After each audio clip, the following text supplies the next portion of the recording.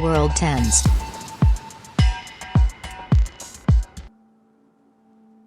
Musk, an avid Twitter user with 81.8 million followers, expressed his intention to take the company private and Twitter's potential to be the platform for free speech around the globe. Twitter has extraordinary potential, Musk said in a letter to Twitter's board chairman. Tesla boss Elon Musk has offered to buy Twitter, saying he is the right person to unlock the social media platform's extraordinary potential. In a surprise announcement, Mr. Musk said he would pay $54.20 billion a share for Twitter, valuing it at about $40 billion. Mr. Musk also said that if the board of directors at Twitter chose to reject the offer, it would be utterly indefensible not to put this offer to a shareholder vote. Twitter's share price jumped by 5.3% to $48.32 billion in early trading, before falling back to more than $46.20 billion later on. A filing with the U.S. financial regulator appeared to show text and/or voice messages from Mr. Musk to Twitter's board, showing that he had raised the idea at the weekend that the business should go private. In a wide-ranging interview with head of TED, Chris Anderson, Elon Musk has not only laid out his vision for Twitter but revealed that he has a plan B if the Twitter board reject his offer.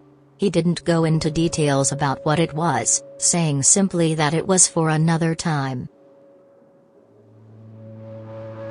Rumors have been swirling for weeks that Elon Musk was considering starting his own social network, but with the news he'd lifted his stake in Twitter to 9.2%, it seemed like he was scratching the itch by investing in one rather than building his own.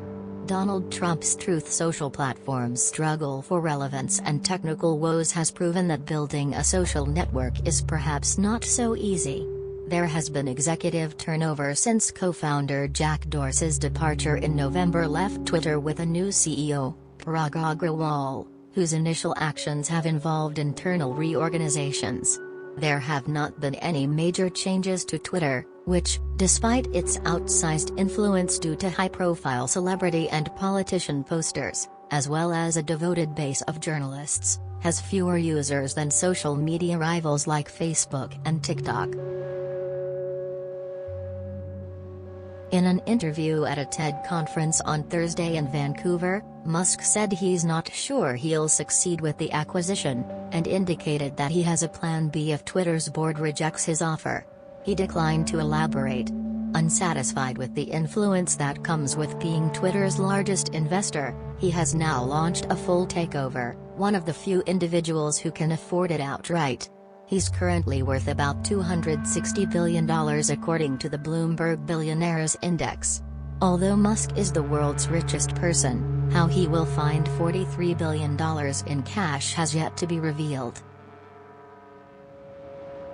Elon Musk said Thursday that he offered to buy the rest of Twitter Incorporated because the social media platform has become the de facto town square. It's very important for there to be an inclusive arena for free speech, Mr. Musk said at a TED conference in Vancouver. There are other options. A traditional leveraged buyout of Twitter by Twitter with money borrowed against Twitter's business seems implausible for reasons we discussed on Tuesday. Twitter just doesn't have that much debt capacity. Musk could borrow more against his Tesla stake. Tesla's own policies prohibit Musk from borrowing more than 25% of the value of his shares, which is barely enough to buy Twitter, even ignoring the fact that he has already used at least some of that capacity. Of course, he's in charge of Tesla and its board is famously deferential to him, so I guess he could change those policies, but that still requires finding a bank to lend him $40 billion against his Tesla stake to finance this lark. Still, I imagine that Twitter's bankers at Goldman Sachs will sit down with Musk's bankers at Morgan Stanley and Goldman will say, so where's the financing coming from? And Morgan Stanley will say, oh, the financing is in this can, and hand Goldman a can, and Goldman will open the can and a bunch of fake snakes will pop out. Part of Goldman's job here is surely to kick the tires on Musk's deal, open the can of snakes, etc. Another part is surely to find a better deal. This is an awkward situation for Twitter's board. They can't really accept Musk's offer. For one thing, the price is embarrassingly low. Again, Twitter traded above the offer price last October. A few other points. First, who would be the CEO of a Musk-owned Twitter? He has indicated that he wants to replace current management. He has a number of other full-time jobs himself, so is probably not available. But he clearly wants to meddle. What a terrible job running Twitter for him would be. A few levels down, who is going to run Twitter's anti-abuse, trust and safety etc.? In other words, if Musk actually wanted the decision on this deal to be made by shareholders, not the board, he could act like it. He has not. He is acting like he wants the decision on this deal to be made by a poll of his Twitter followers, which is not at all how M&A works. There is no particularly good outcome for Twitter here. It can sell to Musk and become a vehicle for his whims and trolling. It can find some other imperfect buyer and try to cobble a desperation deal together. Or it can fend off Musk, stay independent, watch its stock drop, alienate one of its most high-profile users, and get second-guessed by shareholders for years.